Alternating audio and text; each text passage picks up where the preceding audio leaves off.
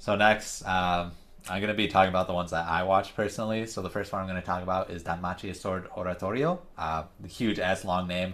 For those of you who don't know, it comes from the parent story of Danmachi. Is it wrong to pick up girls in a dungeon?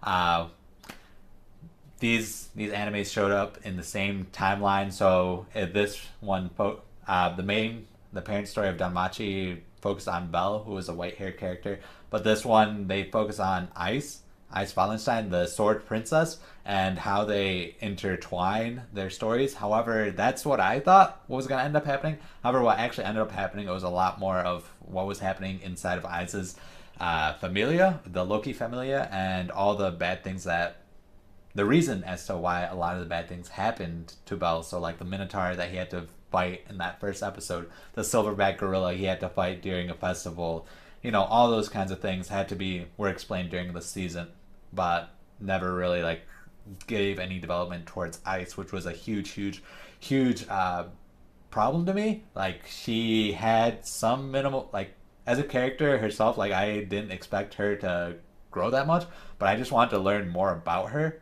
Like the probably the only thing that I had learned that was new from her is that her mother's name was Aria, and that's it. Like she got to level 6. We saw how she turned to level 6. I guess I'll give her that much, but I would hope they would at least show that much for like a story based on her. Now, getting back on track, I also wanted to mention that this story not only not focus on Ice, it gave a huge focus on Filvis, who was an elf sorceress, where she really was a worse Belkun, where she wanted to stay at Iza's side, but always had these doubts, always wanted to figure out what to do, and she never really like it was always doubt, and she never really like evolved from that character that mentality, which really bothered me because we've had so much screen time on this character and she didn't develop at all. Like she became more open with, I guess, but at the end of the day, that's how she was. Or Lafia, not Filvis. Lafia is the girl. Filvis is the only character that we learn that has backstory because she had the prototypical of her entire party died, and whenever she joins another party, all her party members except her die. So those are the only things that was the only interesting backstory that we got. But always focused on what is happening on the future, which I liked. I liked how they didn't answer a lot of questions. They left a lot of open-ended things for as a viewer to figure out, like why are these people doing this? Who is this red-haired chick who's eating stone, and who does she work for? Like it wasn't clearly said. Like she was just talking to a shadow, and that's as far as it went. Um, I also I'm attempting to give it some good points, but the battles themselves, this is a like it's supposed to be like a dungeon anime, so I was expecting a lot deeper, lot stronger battles, but what ended up happening for all the characters except for Ice, they were fighting plants, these plant monsters from the first episode to the last episode, and that's how it all ended. The final boss they took on together, but once again it was a plant monster, but it was spirit. It was not even a spirit. It was a fallen spirit. But that's even saying too much. That's the big ending for this anime, which was very disheartening for me. But it was really cool seeing Eyes. Eyes had some pretty cool fights. It wasn't as cool as Bell's, to be honest. Like when Bell took on a Minotaur by himself, like they showed that during this anime, and that was the only catalyst for those members to, like become better, which made me think that the original parent story was better, and that this one relied a little too heavily on what it did in the past, and the fact that the music was just the animation was a little like bare minimum for A1 of all studio productions, which made me sort of disappointed. And yeah, I wouldn't recommend watching this. I liked the original parent story. I guess it was nice learning all that happened, but you can just wiki this and you'll save yourself a lot of time. I'm gonna rate this a 6 out of 10 and move on with my life. Next, I'll talk about an anime, the anime that took the season by storm, Eromanga-Sensei. Derka did give this anime or gave the manga a shot, not the anime, and he dropped it very quickly. I can sort of see why, but I still stuck it through mostly because I really liked Oremo. I liked it. I liked it more by a lot. But this is, for those of you who don't know, this is Tsukasa Fushimi's second work, with Oremo being his first big one, with Eromanga being a parent or a side story that happened in the same universe while this was happening. This was shown a few times throughout the show. So once again, just like Oremo, it focuses on a sibling relationship, which is a lot less sus with it being a stepbrother, stepsister kind of deal as opposed to actual blood relation, where Masamune Izumi is the big brother. He's a light novel author. He's been doing it for a couple of years. And then he has his little sister, Sagiri Izumi, who is also known as Eromanga-Sensei. But one little fun thing about her is that every time she was mentioned as Eromanga-Sensei, she'd always go like, I don't know anyone like that. And I thought that was probably the highlight of the entire anime. But I thought that part was cool. I thought it was funny. It's a nice tidbit, nice little bit that they did in the right amount. So that's why I'll give them that. The two are living together after their parents marry, and their parents soon after die together in a car crash, super unexpectedly. That makes Sagiri become a shut-in, and then one day, Masamune does figure out that Eromanga is his little sister, and the fun begins. I put quotes around that. The reason as to why I would say that I liked Oremo more than Eromanga is purely because of the main character, Big Brother. Bigger reason I say that is because unlike Kyosuke, who is the main brother in Oremo, Masamune open-armed accepted who Sagiri was throughout the entire time. Like, Masamune did not have much character development. There was no, hey, you're weird kind of moments, or hey, this is wrong. Because, instantly he knew that he was it took him an episode to figure out that he was in love with his little sister. And it took him less time to write a book about her that he loved her, which I thought was a little fast and a little sad if you ask me, because I liked how the dynamic of hey, you have to figure it out before you can do it, and it takes time to figure things like that out. It doesn't just say, oh, it happened in a day. That's just weird. And I liked how in Oremo, Kyosuke didn't openly. He honestly thought his little sister was weird, and he had to grow to love that. While Masamune was just I just love you, all of it. Just love all of it. But I guess with that, it was a little.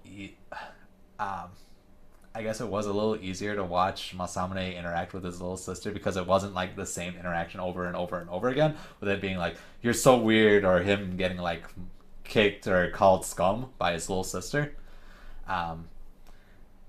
This anime also had very similar friends as it was in Oremo, so very similar best friend who doesn't really accept that she likes the big brother, but still gives him the most physical pain.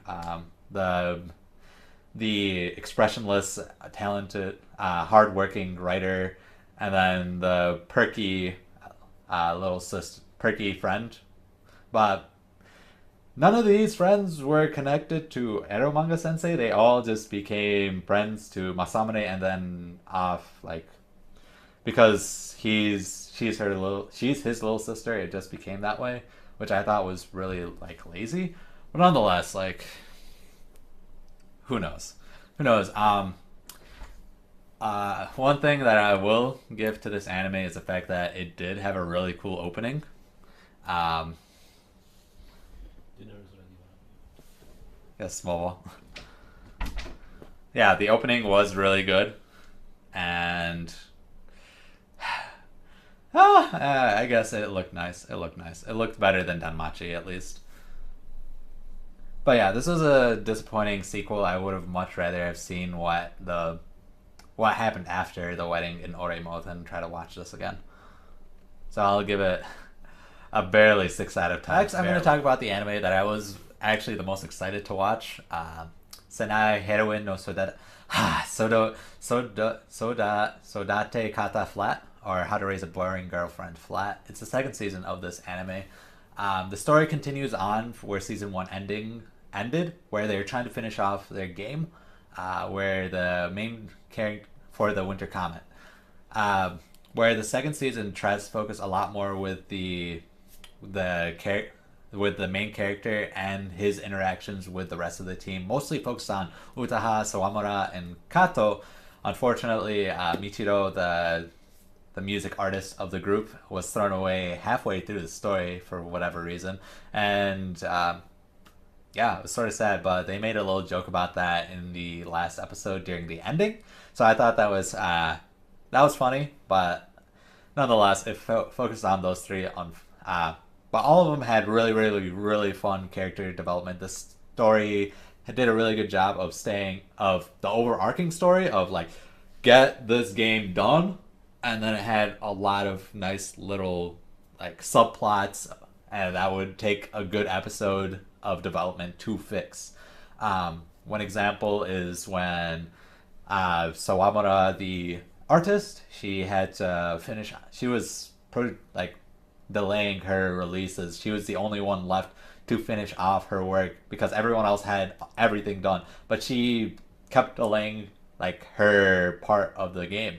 And at some point, like when Tomoya attempted to fix this, it then like he fixed it, but then that forces another issue which I don't want to spoil because it was my favorite little surprise conflict that I really, really didn't see coming. But yeah, getting back on track with these girls, they all had enjoyable moments and weren't just fun but also serious. They all had their own flaws. They were all portrayed with their huge flaws, and one character in particular I want to take a moment to appreciate is Kato-san. I know that it's very common to have tropes in light novels and like especially in light novel animes, but with Kato, I don't like. She's really real. Like she's like, if you decide to put a real person inside of an anime, that's basically what Kato is, and that's why I find like I can find her the best. Like her interactions with the rest of the characters and with like her development herself was what made this anime actually like as great as I like entertaining as I thought. Like nobody would just be like you understand that there's the tsundere, the cookie cutter protagonist and Tomoya, and like the too cool for school senpai who secretly loves her kohai. But with Kato, it's like a real girl, and I really did appreciate that because not enough animes actually do that. But yeah, enough of specific characters. The story did each story plot and fall of character was fantastically done. Like you go up and down through each one, and A1 did an amazing job making sure that this art and animation stayed amazing throughout. Like I like Danmachi, Eromanga, and this were all done by A1, but if I had to choose a favorite for animation, I did like How to Raise a Boring Girlfriend the most because it did do a good job. Like it's not cookie cutter with its animation. Like it not only just does basic like character like faces, but it also like focuses on like the person's body more so, and the subtle ecchi moments really does help out. Like they're nice, they're subtle, and they don't take away from the story at all, which was really amazing. Um, the music itself was just average, not really amazing, not really bad. It was just there, nonetheless. And then the pacing of the show was great. Was great, except for the last episode. It was a bit slow, and then all of a sudden fast. So it was a bit weird, but nonetheless, like how each character decided to go at the end was very nice. Even through this is the only like complaint that I had of the entire show, so that's why I really, really, really enjoyed it. I would recommend watching the first season and the second season of this show. I would solidly give this an 8.5. Okay, so I have Little Witch Academia, which started off in winter 2017. Yeah, winter 2017. Basically comes with the main character Akko, who is a normal girl who watched a magical show by Chariot, who becomes her idol, who becomes like she idolizes her, and who she very much is influenced by to pursue a life of magic. So the first episode shows her like what are the big faults that a non-magic user has, like hey, you don't know how to get to your magic school. So it's like Harry Potter when Harry was showing up at the like 9 3/4 train, like she didn't know how to get there to Luna Nova, which is the Magic Academy. But I digress from that.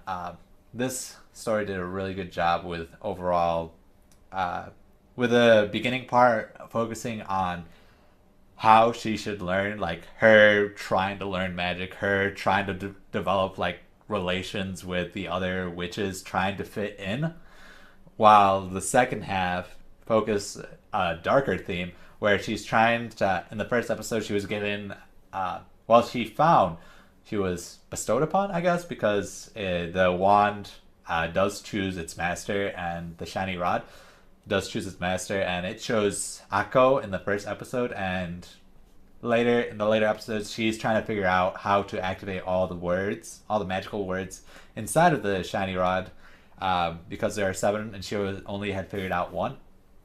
And the second half does focus on that part, and it takes a deeper approach where it decides to introduce some villains, introduce some themes, and that led to Akko growing as a character a lot. Her character development was like prime. Like she was this naive girl who's still like optimistic. Like her fundamental of like magic is based on your heart and it can move anyone did not change throughout the entire anime, which I love. She was a quirky girl. She like Trigger Animation did an amazing job just animating this. Like it was prime to look at this. Like there was a few characters that I thought was weird where they'd have like Akko had like shiny eyes while some characters didn't have shiny eyes. It was just flat. I thought that was weird, and it something that's really weird to me that all the witches, all the headmistress, all the female professors had like really wide hips,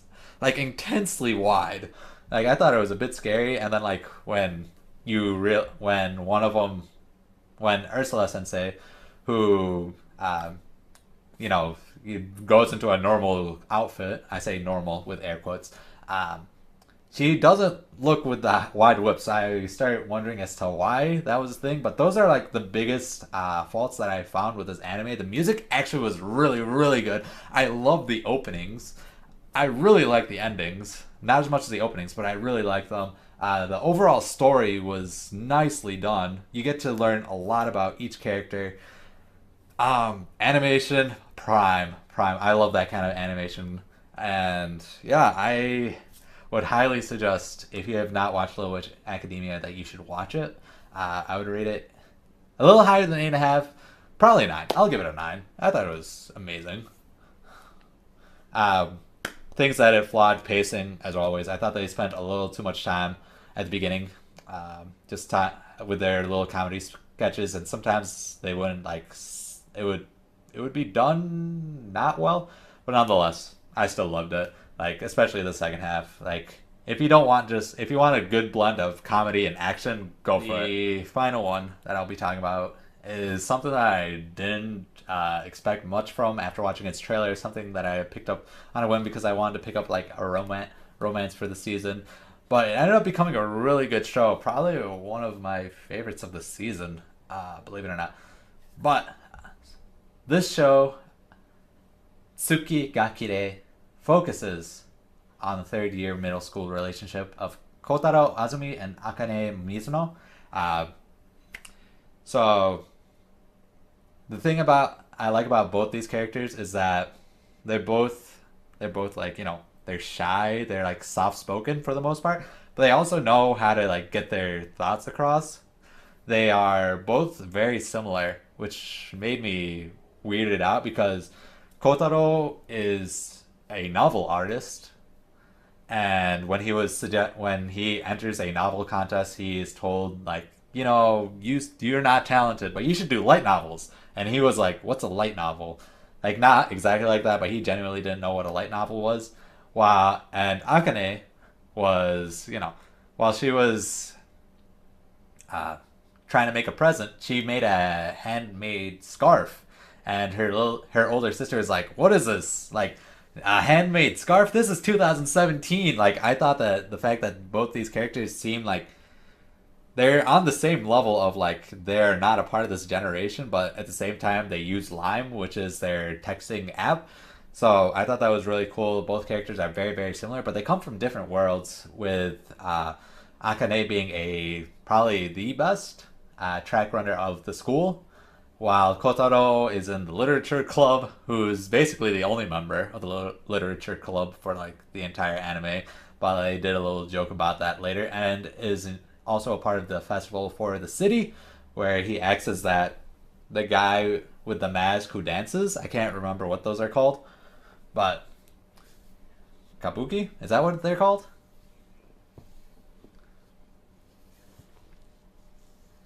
Yeah.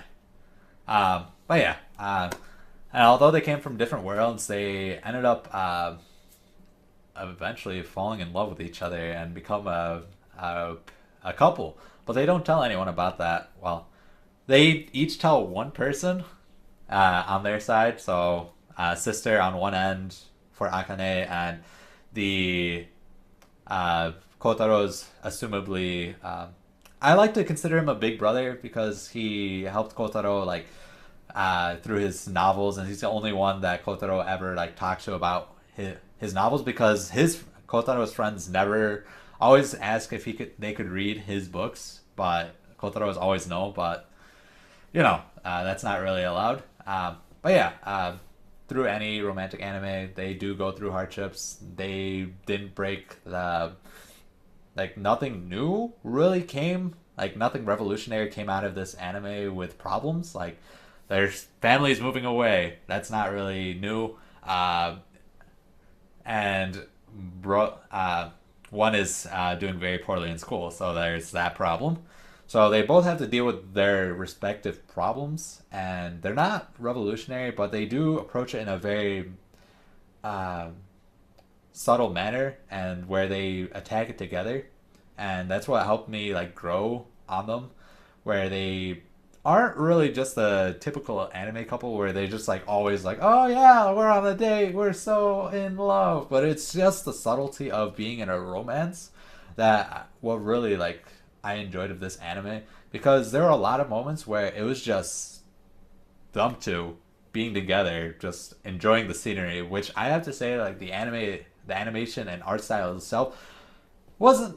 I liked it. It's not the prettiest, but it is simplistic, which helped develop the idea, further the simple relationship the two had, which I thought was really good. And the simple music that they had, or no music at all, which tend to be pretty often. The side characters themselves also help push the characters, like how different they actually are, like what kind of different worlds they are, and it helped create some kind of some problems throughout the anime.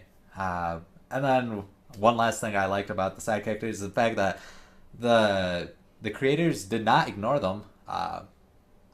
Well, in the main story they did, but they decided to put at the ending, after the ending sequence, they'd always put like little sketches of each character doing like side characters doing God knows what, like the teacher and one of the Kotaro's best friends, Roman.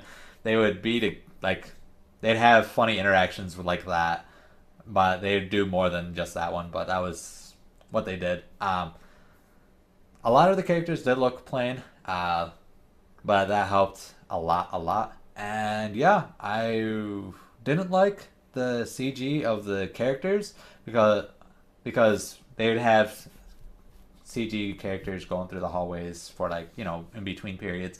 A lot of time it would look a little wonky to me, but other than that, like like this anime did a really good job. It wasn't groundbreaking, but it was entertaining nonetheless. And those two, like this couple, was like it's really just pure and loving, and I really like it. It was one of those like I like feel good ones, and I highly suggest if you are in the mood to watch a romance anime that you watch this one. I would give this one an 8.5 to probably an 8.6, just because I liked it a little bit better than. But yeah, so for the anime I watched this season, I'll start with a special mention right now. It's Warau Salesman new. So the name, there was an old one.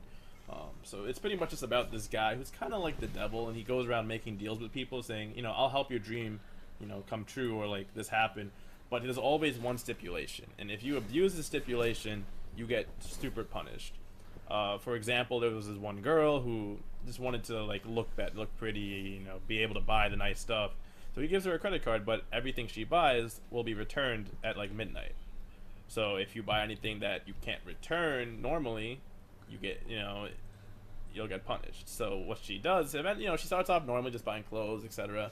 But then she starts trying to get a little, she starts getting a little cocky, a little more full of herself, and it's like, how's she gonna take it away if I just buy, like plastic surgery?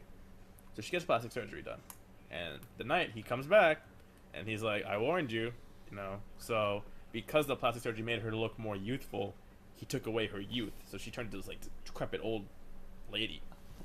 Pretty creepy. Another one is this is a guy who just loved trains. He was like had really tough work at job. He was an old man. He had a really tough job. They always kept being mean to him and everything. And all and he had like this fashion. He loved trains. He loved trains. So there was this one train that was out of production, and he meets the salesman. And the salesman's like, I can let you ride this once, only once. If you come back here any other time, you'll be punished pretty much. So he rides it once, and like he loves it because that's the train he always dreamed of. He loved it, and he keeps to his word pretty much. But eventually, his work gets so stressful that like he comes back, and he gets on the train again, and he stays there. And the salesman is like, I told you not to come back. This was a one-time thing, and he pretty much zaps him. Like he has this little zap animation whenever somebody messes up, and he becomes part of the train. Like if you want to stay here forever, I'll make it so you can. So like it just cuts to like you hearing his voice, like kind of like the guy's voice, like kind of like weird inside the train. He's not like sad or anything. He's like, the train, and everybody's like, what was that? So it's pretty spooky. But I thought it was like it's a really nice way of showing humanity and human nature, etc. That we always try to take advantage. We always try to go take more than we were supposed to. Then again, some of them don't make any sense in my point. Like it's like that just happened because of bad luck. Certain things happen because other things happened. But overall it's definitely pretty interesting. Next, we'll go on to Busou Shoujo Machiavellianism. Oh, by the way, for Warau Salesman, I'd give it a 7.5. Busou Shoujo, generic. It was generic. It's a generic battle manga. So, guy gets moved to this all-girls school. All the girls are allowed to carry weapons. Yeah, kinda. So, all the girls are allowed to carry weapons, and the guys can't. So, the girls kind of force the guys to conform to be girls. So, you see all the other guys in that school dressed up as girls. Fully. Makeup, Tits. hair, everything. Personality, no. I mean, I guess some of them are Oh. pretty tubby. Oh. But, yeah. So he moves into that school because like he was a troublemaker. Pretty much all the troublemaker guys get sent there, and he meets one of the 5 swordsmen of the school. The 5 swordsmen are the only people allowed to carry real swords because they're the strongest in the school. And she's like, you have to conform or, we kick you out. And he's like, all right, you got to catch me first. So he starts like running. He's very athletic. He's a fighter. He fought 40 people. That's why he was kicked to the school. So he manages to escape and manages to, over time, pretty much gain the respect of each of the 5 swords eventually by the end of the series. But we realize that's not the main aspect, because the only reason he wants to go after the 5 swords is because if he gets all their stamps, he's allowed to leave the school grounds at will. As a guy, you cannot leave the school grounds unless you have permission of the 5 swords. So that's his goal pretty much throughout the entire series, until he realizes that the person from his old school, which is the reason why he was sent there, is here. The person's name is Amo.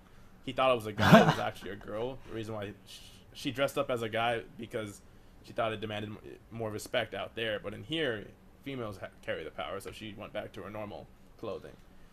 So she's broken and she's super strong. Like, she can beat all the 5 swords. She does beat all the 5 swords. She does beat all the 5 swords. And Nomura finds out she's there. Fudo Nomura, main MC, and he's like, Amo! And like he actually starts going after her in the last couple episodes. And their fight is pretty much one of interest because they go over the backstory of the whole reason why they don't like each other is because when Nomura moved to the old school, they made a deal saying like, I won't mess with you, you won't mess with me. They kind of became friends. But Nomura had said no to her to do something at one point, and she attacked the guy he was hanging out with, and that really made him angry. So they went out and fought. He lost that fight though, so there's that. Even though he has his magic bullet, which is this weird ability he has, as long as he's touching your body with one of his hands, he can like shoot a burst pretty much. A burst? That knocks you away. Yeah, It's just like a bullet, like he like contorts his body so that like the twisting. Are you contorting your body right now? Shot. Contort your body. My hand like weirdly. Okay. I'm good. So each of the 5 swords has a pretty much a different personality, and they're all pretty unique characters and have their ways of having Nomura, get their respect, get their stamp, and he does get them eventually. But he finally fights against Amo at the end because he realizes she's here, and she's going after everybody at that point because we realize Amo actually loved him, and she gave him the opportunity. She said, "Become like one of my warriors, or like become mine, and you'll be fine." And he said no because he's a free loving person. He doesn't like being owned by anybody. So they and she's like, if I can't have you, nobody can. So they start fighting it out again in the school, and that was a pretty cool fight because Amo's stupid broken. She has this thing called like auto counter, so anytime anybody attacks her, she pretty much automatically attacks back. It's stupid. Yeah, it's stupid. So end of fighting, he finally wins because his friends are pushing him on. Power friendship. So he wins, and at the end, like they all kind of make up, and then Amo is ready to leave, so he goes to see her off at the plane, at the airport, because he realized at the last second. He's like, "Huh, you're leaving already, huh?" He's like, "Yeah, but I need you to leave one message for them, to the 5 swords." And like she pulls him in and kisses him, and is like, "You're mine." And he's like, "I don't remember being yours, but okay." And it kind of like ends off with that. So it was a nice battle manga. It wasn't amazing. I literally give it like a 7. Yeah, I give it a 7. But like it was, I like the little bit of fan service that was there. Some of the characters were pretty fun, pretty funny. There's no point to watch it anymore. Yeah, I mean, like, I'd recommend it to some people. I definitely recommend it to some people. But the best one for me this season was Adam the Beginning. Adam the Beginning was amazing. It's not done yet. I think there's one more episode left. Otherwise, I'm behind. But it's pretty much just about this robot that the 2 scientists from the original Astro Boy anime, manga, whatever, the one with the big nose, and then the evil guy who was actually Astro's father, who made Astro Boy pretty much. It shows them as students working together, making the system that would be used to create Astro Boy in the future. And the robot in this one is called 6. They call him 6 because he's like number 106 as their lab experiment or something. So his whole thing is that one of them wants him to be a hero, the other one wants him to just follow orders and like be strong. So he kind of has this, I think it's called the Bevestein system, and that's supposed to help him kind of think like a human, pretty much. So you see that as the series goes on, he does things that other robots would need to be commanded to do automatically to save the most amount of people. He's self-sacrificing. He'll just ready to, like, without any command, he'll go and just like hurt himself to save someone else. It's wow. It's wow. It's pretty slice of lifey in the beginning. The opening is amazing as well. One of the best openings this season, if not my favorite opening this season. The music is amazing. The animation for the opening is so nice. Jesus, it's so nice. Just take a look. Just watch it. Just watch the opening. Like, it's amazing. It's amazing. But it goes on and finally gets to a little more story-based storyline where he's fighting in this robo wrestling competition. You even see Six thinking there, like, he's trying to stop these robots he's fighting with the least amount of damage possible. So like he'd remove the pilot, or he'd remove the remote control device or whatever. So he's definitely thinking like a hero, and that's the whole thing. You know, he's thinking like a human. His AI is superior in a sense, and it gets to a point where like he's trying to discuss something with his other robot, this other robot that he's fighting, because he knows that he's also an advanced robot. He wants to know why he fights. Like, it's a very human like type thing. He's like a little child trying to become older. So I thought that was definitely a very interesting aspect of this anime. The character development of Six himself is really good. Production IG did a great job with the animation. Very clean, very nice. Loved all the characters. Not one character that I disliked at all. So I wish they spent a little bit more time on the head scientist of the area. He's the brother of one of their teammates. But other than that, it was amazing. It was really good. I give it like an 8.5. 8.5. I give it an 8.5. One of my favorite anime this season. And yeah, that's pretty much, Nestor did watch more than I did.